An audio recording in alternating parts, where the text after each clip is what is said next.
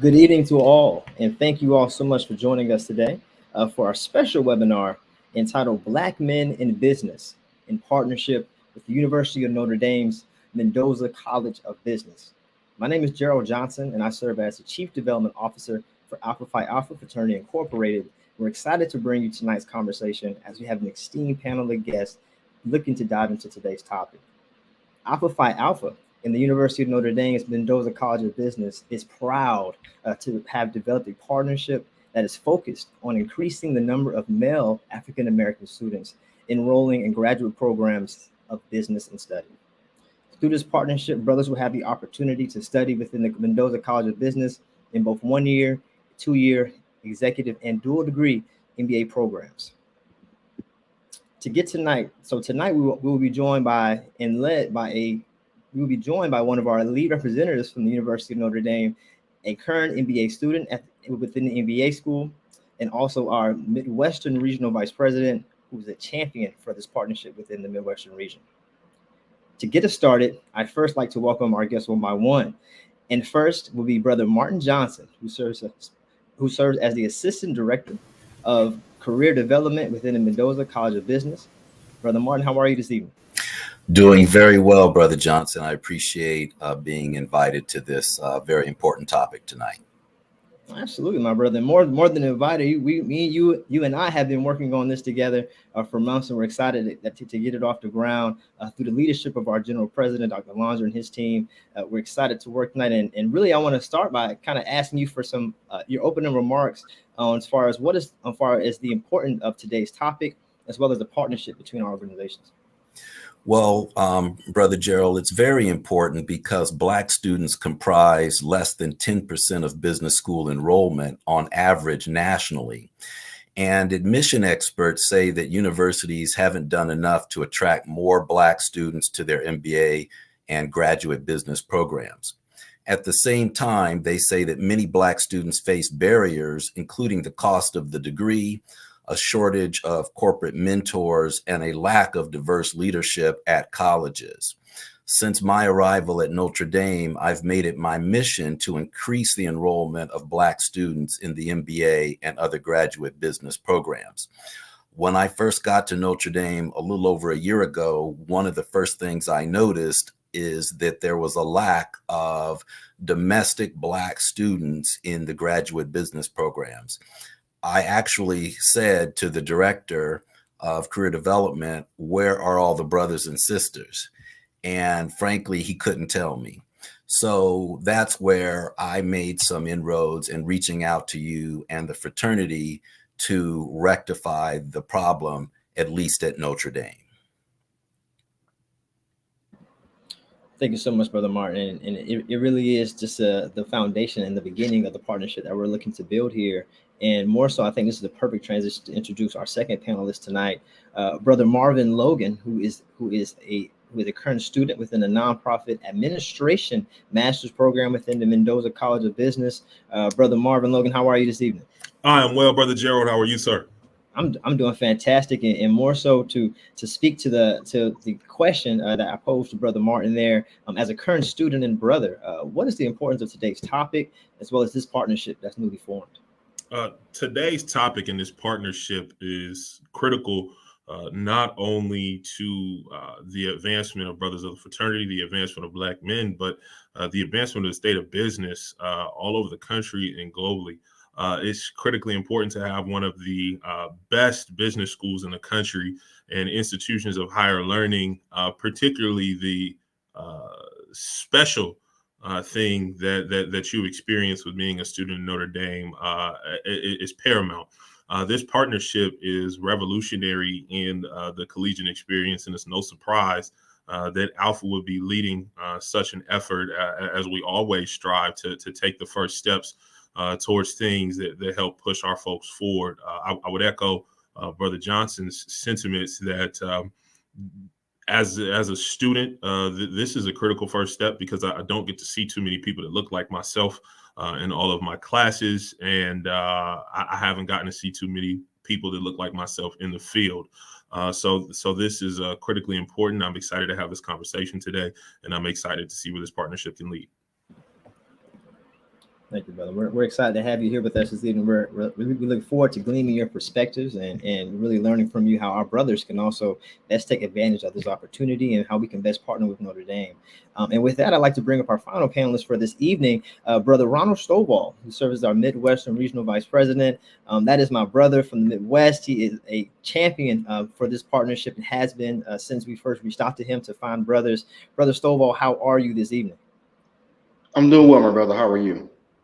I'm doing fantastic. It's a pleasure to always have you on our calls, and I'm going to really pose the same question to you. And as a leader of the fraternity and a board of directors member, and as someone that's really been a part of this partnership since the beginning, what is the importance of today's topic as well as this partnership between our organizations?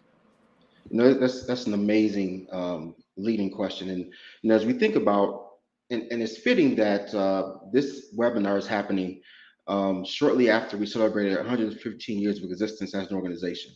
When you think about Black men in business and what that means in the overall sense, we have to, as a fraternity, prepare our Black men to be able to slide into the business world and be successful. And one of the things that pulls us all the way back to 1905 and 6 is when our jewels came together. One of the catalysts was that there weren't opportunities, or there were Black men who weren't able to stay at Cornell University for whatever means, or be it economic, whatever. And so that's why we formed together. Moving us to today, having a partnership with Notre Dame to be able to arm our Black men with the tools and the techniques to strive in the business. It pulls us into our mission statement, where we promote academic excellence. It pulls us into our Constitution. It pulls us into the very fabric and fiber of who we are. And so having this partnership and being able to do these things is paramount to how we're going to get to the next 115 years, and how we're going to elevate ourselves and be able to move forth in the communities and do the great work we're supposed to do. Absolutely, Brother Stovall. And it is an honor to have you as a part of this partnership and leading that charge within the Midwest on our behalf of the fraternity. And now I'm going to dive into our panelist questions and kind of going off what Brother Stovall said as far as really getting that work done.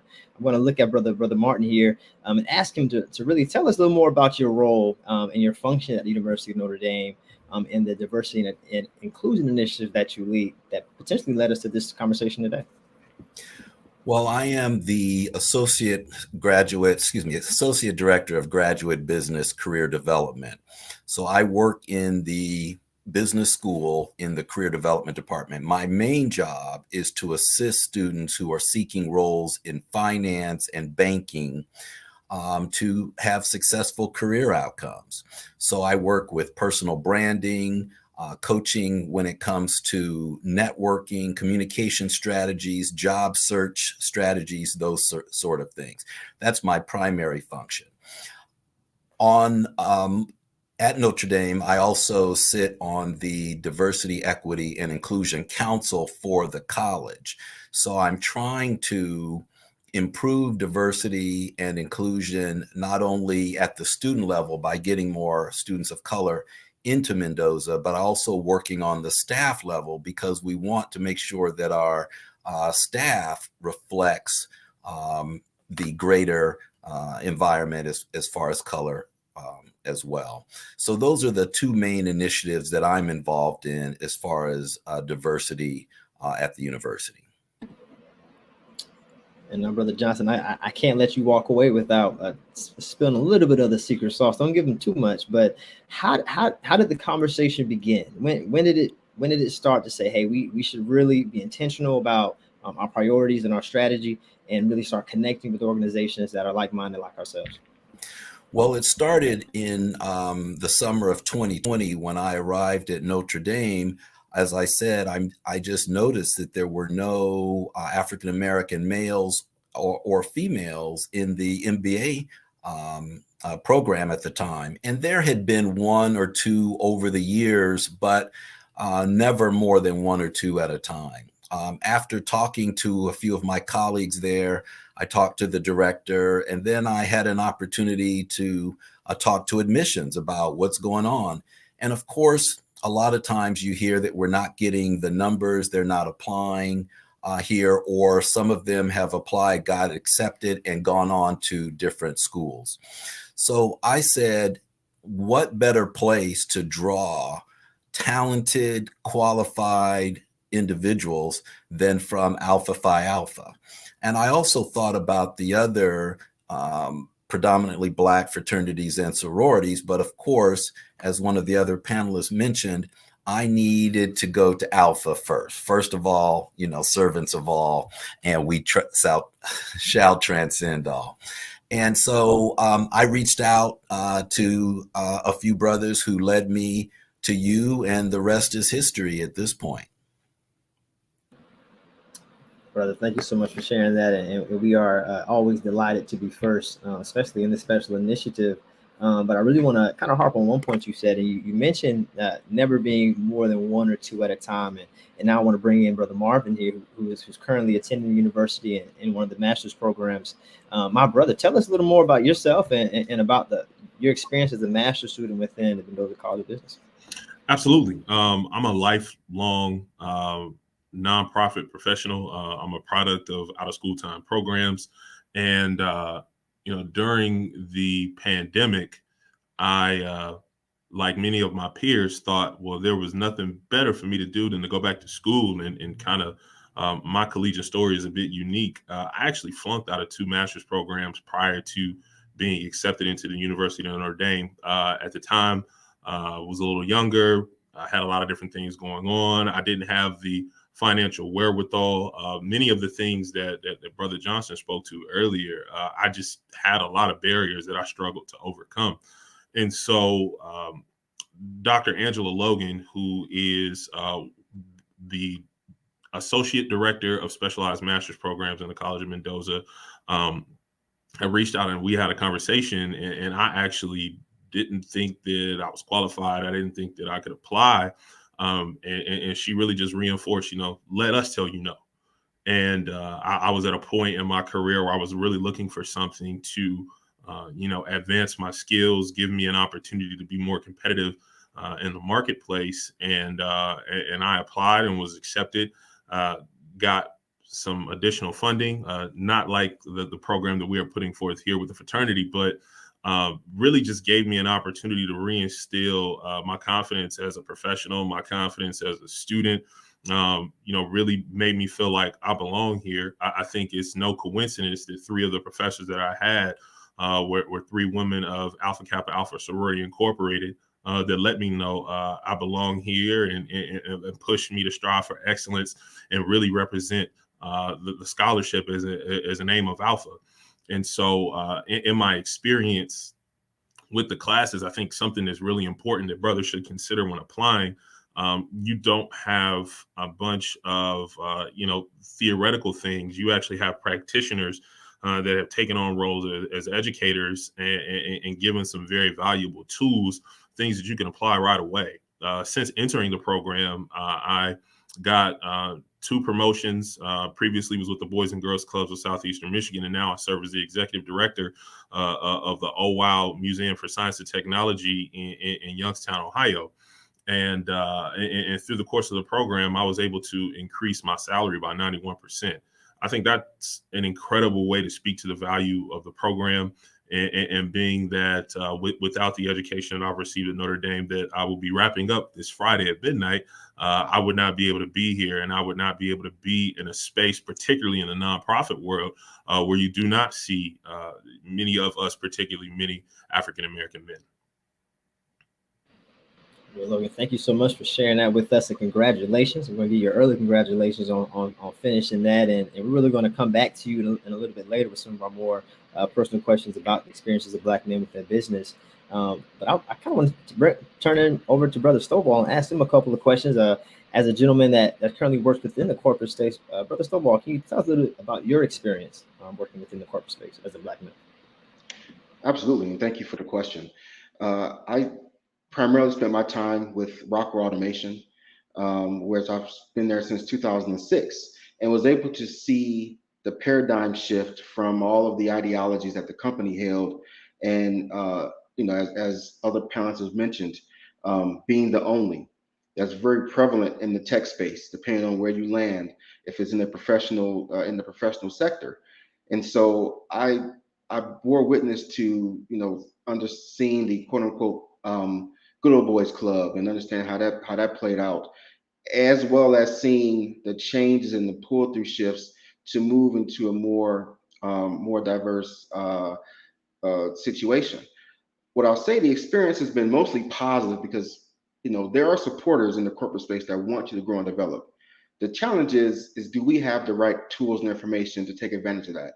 And oftentimes, many of us, myself included at the time when I started with Rock in 2006, being the first Black male in my primary family to go to college, and complete college, moving into a non-union workplace, seeking advancements in different areas. A lot of the road was unpaved, and so I had to pave that road and try to find the right mentors and people I can talk to and speak to, which is challenging when you're also writing the playbook. People who have the playbook already has a leg up because they can follow the instructions. You writing the playbook as you're trying to advance the career and get things together, it's a little more challenging. And so that was my experience initially. And so I'd say the first few years was all about trying to figure out who I was in that space and how do I take advantage of things. And it wasn't until I was able to connect with other Black professionals at the company, and be able to really gain what I would say, gain that voice, my voice within the company, things began to take off and skyrocket. Which again, just tying back to this topic being so important for us. If we can give those tools up front, and allow people to understand the work that it takes to put into it, we can elevate our position and take advantage of the fact that companies want us to be in that space. And so this is a prime opportunity to, don't have to start from square one, pick up where the next person left off, where the last person left off, I should say, and continue to elevate and move forward. So, my experience, again, was one that was promising because I was able to gain coaches and mentors and speak with people to help guide the way. And now I see myself, 14, 15 years into the role, I see myself as that coach and mentor for other Black men and women who are seeking advancement in the company. And I think that's that pull through process where you were once the teacher, you must now become you were once the student, you must now become the teacher to be able to help everyone else advance. Thank you, Brother Stovall. And honestly, I'm going to really keep it right there. And as I mentioned earlier, you've really been a champion for this partnership and many other partnerships that the fraternity has formed. So from your perspective, how can we continue to incorporate that diversity lens and develop these programs and opportunities that support Black men entering business and other forms of a career?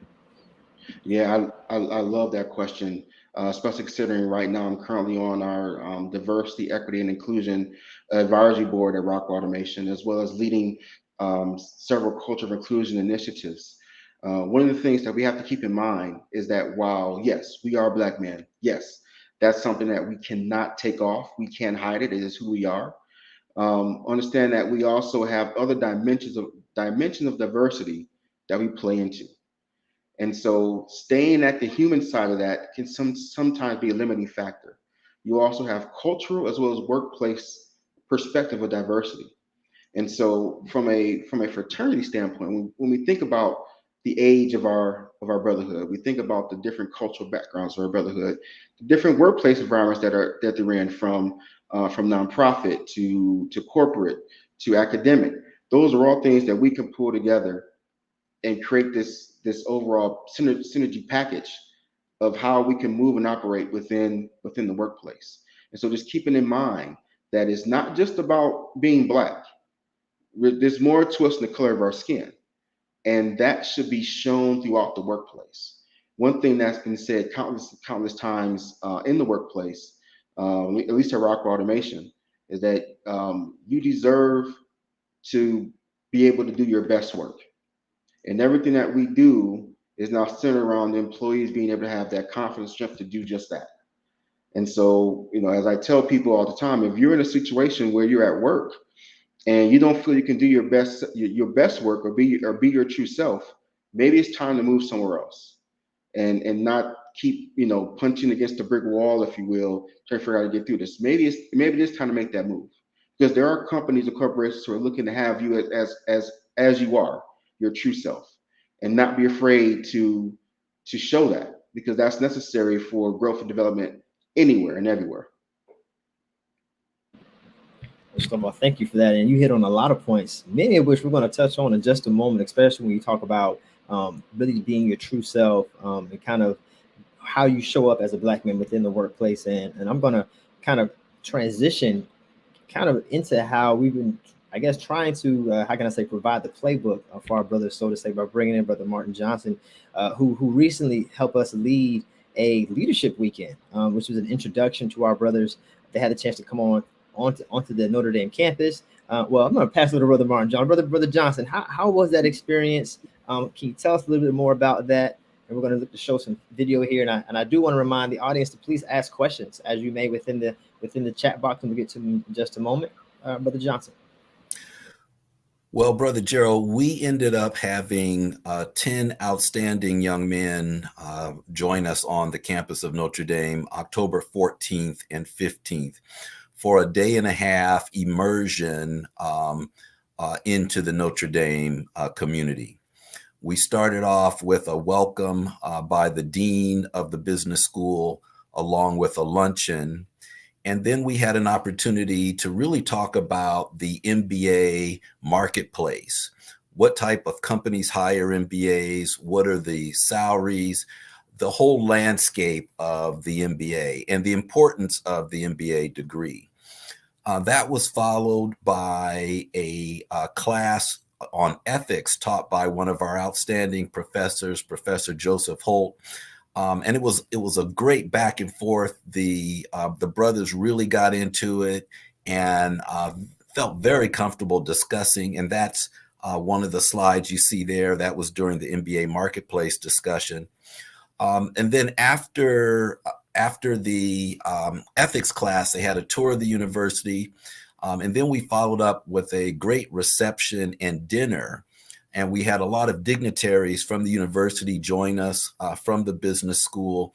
And I've gotten reports back from the brothers. They thoroughly enjoyed that. They got to sit at the dinner table with the admissions officers, some of the top people in the program.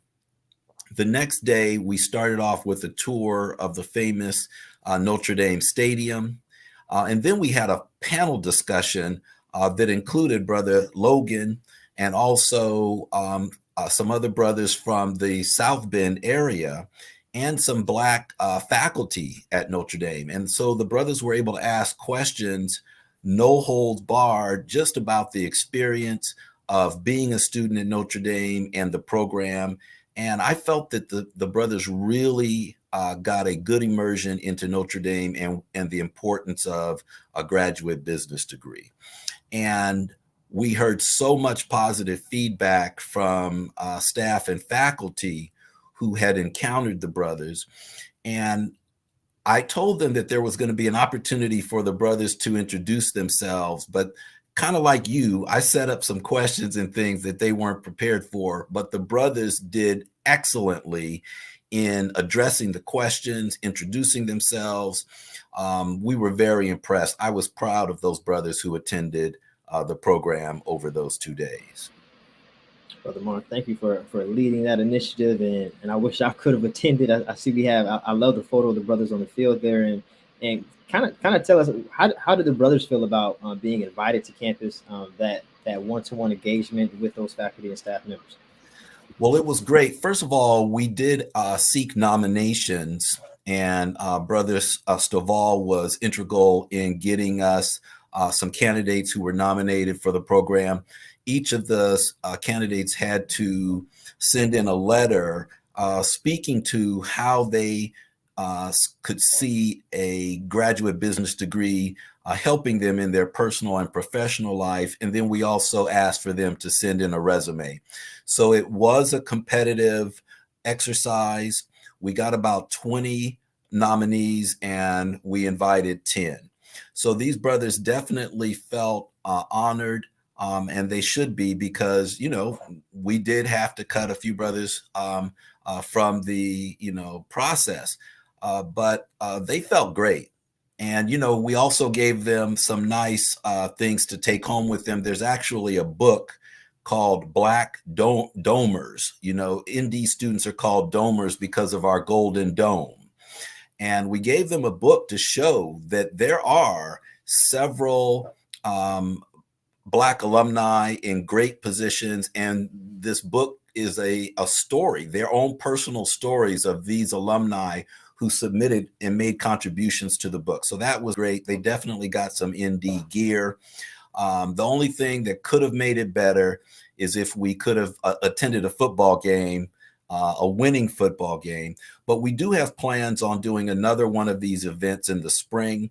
And I'd like to incorporate the grad chapter in South Bend in some of our events the next time this event takes place on campus.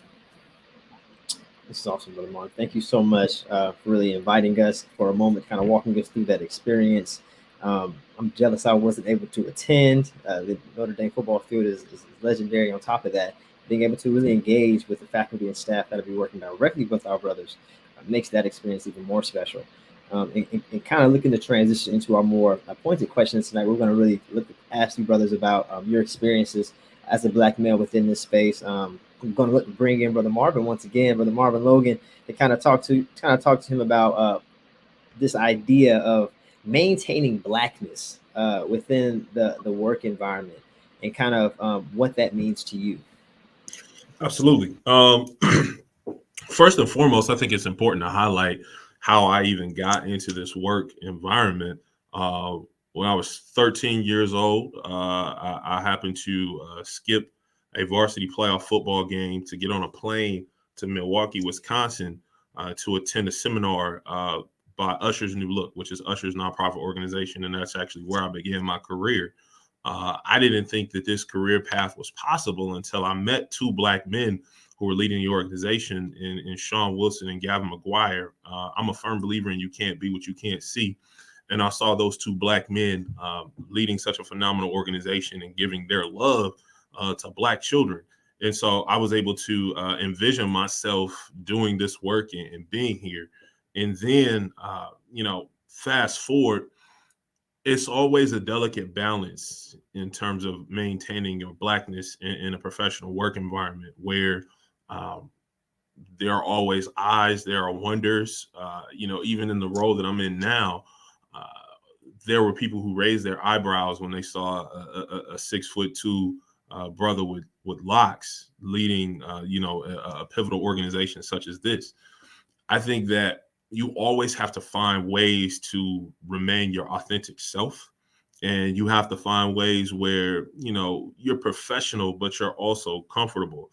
And I incorporate tons of cultural things in my practice and in my work environment everywhere that I've been, so that I'm able to show them in a way that validates our presence in the environment, but also shows them that people who come from our culture are capable of anything like anyone who comes from their culture. I'm a child of hip hop, so I infuse hip hop into everything that I do, whether it's referring to lyrics or bringing up seminal figures in the Black culture.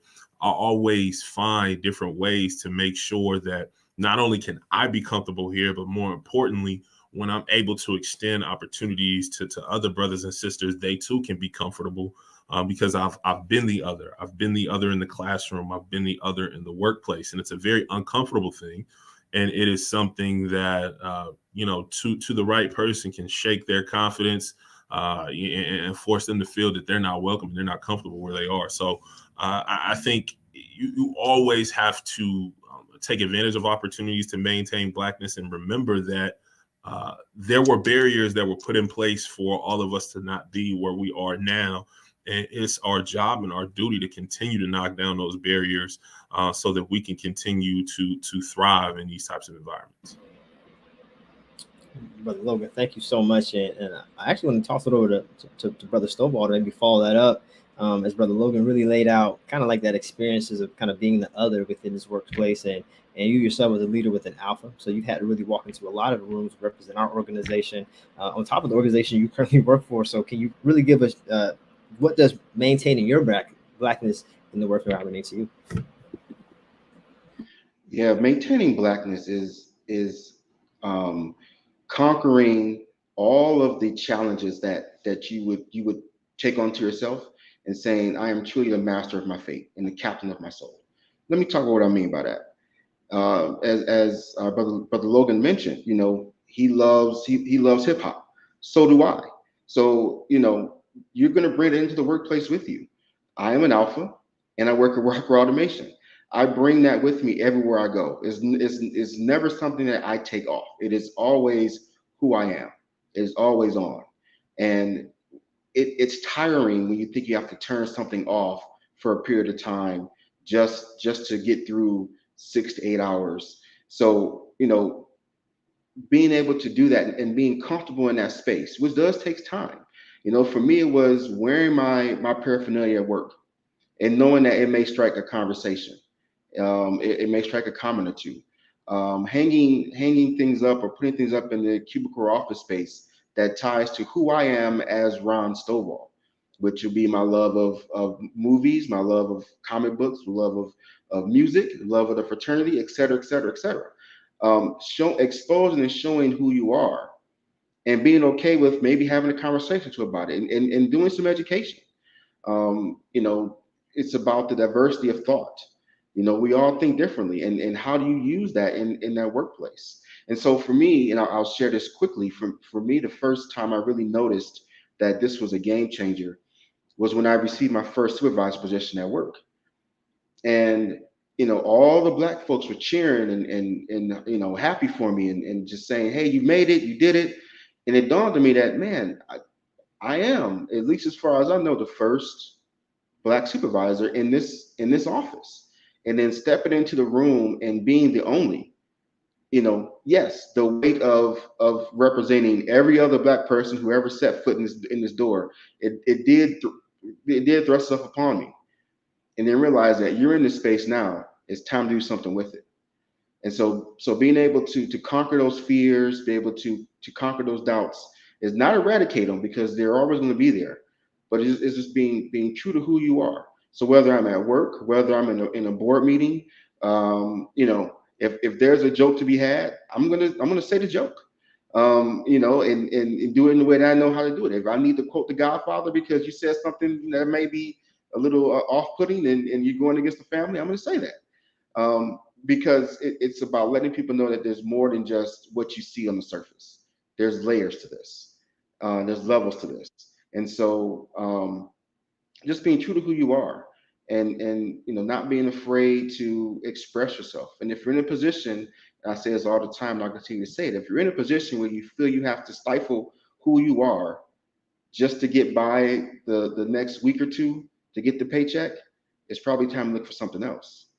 Because the single most thing you can do for yourself that's going to benefit the company, benefit your family, benefit everyone who's associated with you, is to be who you are and be in that space and be able to be comfortable in that space.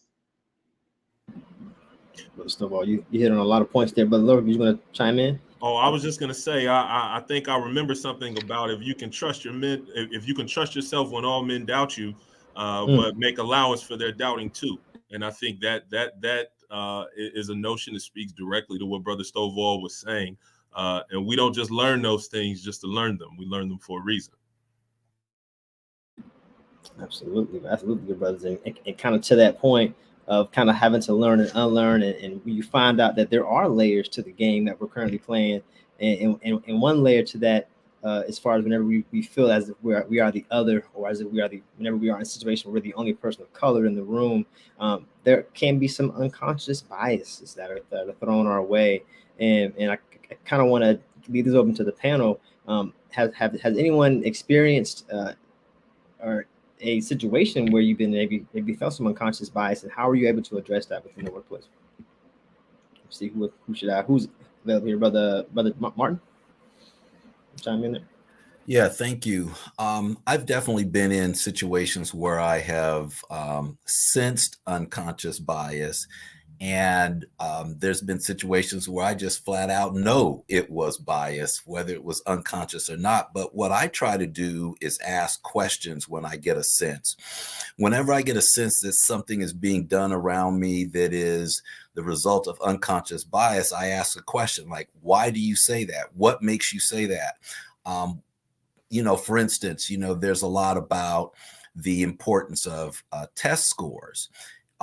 When we talk about admissions to graduate programs, and I'll just say, why do you rely on test scores? Do you know that test scores, or these standardized tests are inherently biased? What's your reasoning behind that decision? I try to ask these questions to open up the dialogue so that people can kind of ask themselves, well, why am I feeling this way? Or why did I say that? Or why am I doing this? I'll share a quick story. My background before higher education is in financial services. And I was in a workshop one day, and this gentleman was talking about the financial planning process. And he said, it helps if you can use metaphors with your clients. And he says, I want to use the green light for good and the things that your clients can dream about and the things they want to do with their finances. And then, I want to think about, black as the obstacle. And I just raised my hand and said, wait a minute, why is black? Why does black have to be the obstacle? Couldn't you have said blue? Couldn't you have said green? Yellow could have been, red could have been an obstacle. So I just think that it's important to bring these questions up when you sense bias so that we can start having dialogue, so that people who are maybe just unaware of their biases can start dealing with them.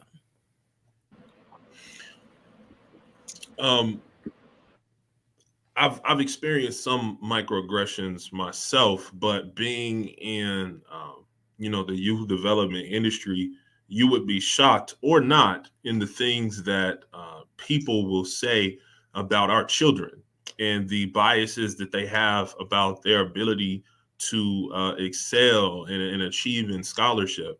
And anytime that I've had the privilege of being in the room where it happens, I'll always, stand in line for our children to say, you cannot continue to look at them from a deficit standpoint. Our children have an opportunity, and many of them have suffered from a system, whether it's the education system, redlining, biased redistricting, different things that create barriers for our children to achieve success. You have to keep those things in mind and look at it from an opportunity standpoint. How can we put those children in position to be successful, because they are no less capable than the white children, than the Asian, the Latino, any other group of children.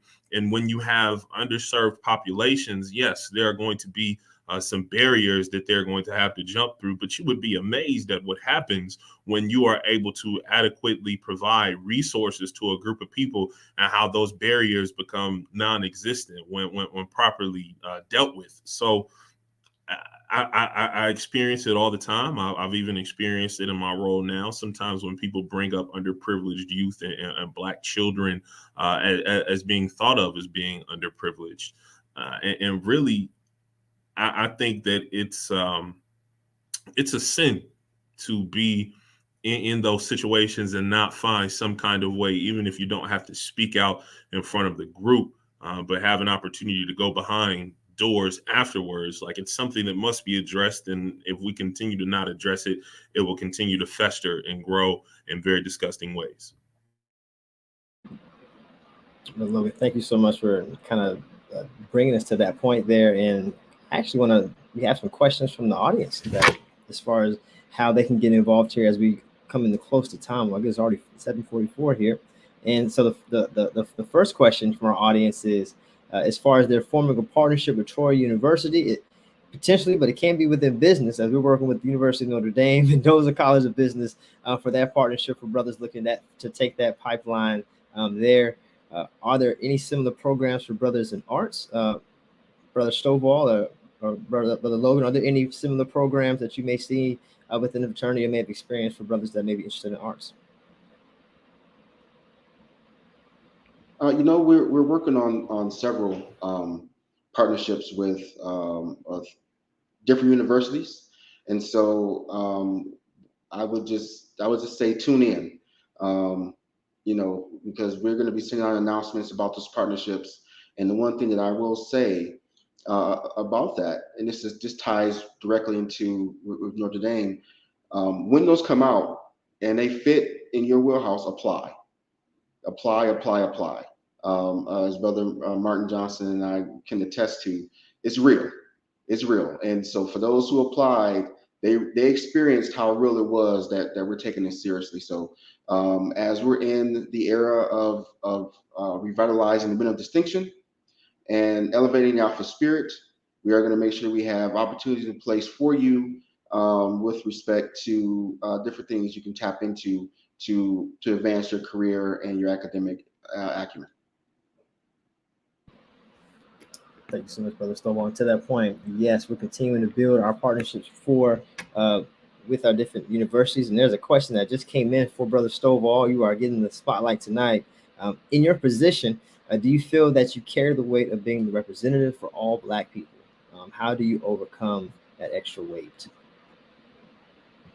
I did, and in some ways, still continue to do that. It's something. It's a natural trigger that I believe most Black men or people in general, as they're growing up, and you realize that you're moving further and further to this corporate space. That one, you don't want to make the mistake because there may not be someone. It may be harder for the next person to come after you if you do, and you just overcome it by talking to people, understanding what's going on, and in my case, transitioning from being that student who's seeking the knowledge to being the teacher and giving the knowledge. So what I did was started thinking more about succession planning. So every time I step into a role, I think about how I'm going to get out of the role. Who do I want in my seat when I make that move?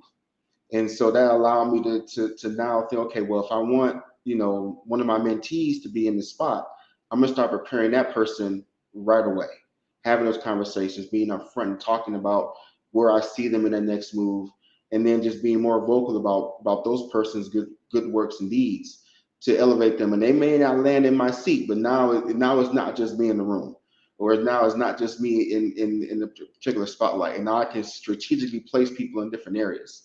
But it's still there. It's one of those things that, for the individual, depending on how you feel about certain things, it may never shake, but just remember that you can control the environment and you have influence in the environment. Once you get to a particular point, just make sure you use it wisely. Do good work with the ability you have. Hopefully that answered the question. Absolutely, Brother Stovall. I mean, thank you for taking the time out to really provide your perspective. And I think there's another question here I want to leave for Brother Marvin here. Someone asked, I have a bachelor's in business admin. Career path led me to leadership and law enforcement within federal government. Is an MBA educational path beneficial? Maybe going from your experience. Absolutely. I think any of the master's programs in the Mendoza College of Business teach you many things that are transferable, whether you are somebody who is in hiring leadership, you're somebody who's in an HR role, really any function that you serve in business, it will give you the opportunity to sharpen your skills. And for someone who is in law enforcement in the federal government, you are going to have many opportunities to supervise folks. You can have the opportunity to lead departments. And an education from the Mendoza College of Business will certainly prepare you to do that and do it at the highest levels. So absolutely, I see plenty of opportunity for any of our degree programs to help you in that. Logan, and I think that's a perfect transition. I see a few questions are piling in here. Folks are saying, let's get to the carrot at the end of the tunnel here. We're going to see how we can get involved in. And for that, I'm going to bring in Brother Martin Johnson to kind of tell us what are some of the goals of our partnership, and maybe we can go back and forth here for this year, and how can our brothers get involved and apply?